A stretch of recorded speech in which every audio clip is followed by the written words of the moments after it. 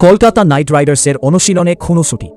1 এপ্রিলকে বলা হয় April fool, আর সেই দিনেই কেকেআরের সোশ্যাল মিডিয়া হ্যান্ডলে একটি ভিডিও পোস্ট করা হয়। সেই ভিডিওতে দেখা যাচ্ছে তখন অনেকেই অনুশীলনে ব্যস্ত। কলকাতা নাইট রাইডার্স 2026 নাইটদের কোচিং স্টাফদের একজন একটি সাদা রঙের বাক্স এগিয়ে নিয়ে যাচ্ছেন অনেকের কাছে। প্রথমে রিঙ্কু সিংকে বলা হয় বাক্সটা খুলুন। রিঙ্কু সেই বাক্স খুলতেই আটকে ওঠেন, কারণ বাক্সটির ঢাকনা টানতেই একটি বড় খেলনা মাকড়সা বেরিয়ে আসে। মজার চলে এপ্রিল ফুল।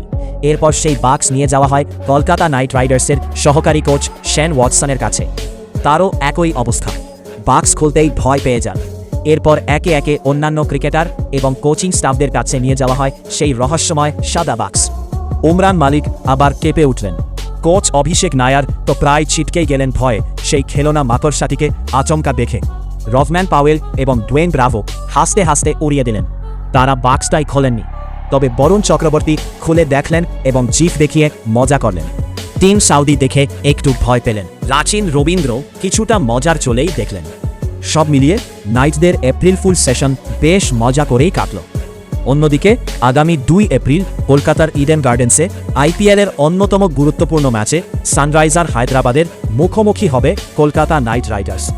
মুম্বইয়ের বিরুদ্ধে প্রথম ম্যাচে হেরে কিছুটা চাপে আছে কেকেআর, তবে ঘুরে দাঁড়াতে মরিয়া অজিঙ্ক্য রাহানেরা।